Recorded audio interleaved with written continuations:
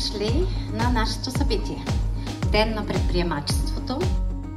По време на събитието, студентите от специалност Растителна защита от Факултета по природни науки на Шуменския университет Епископ Константин Преславски се срещнаха с успешни предприемачи, които представиха опита си в аграрния сектор. В рамките на Ден на предприемачеството бяха обсъждани ключови аспекти от социалното предприемачество, устойчивото земеделие, както и софтуерни решения в агроиндустрията.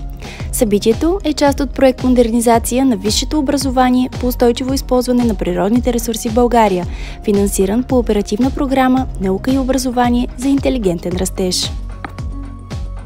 Идеята е да се формират и развият предприемаческа култура, умения и нагласи у нашите студенти. Да се споделят добрите практики в бизнеса, да се разкрият възможностите на нашия регион и не само за работа и за стартирането на собствен бизнес.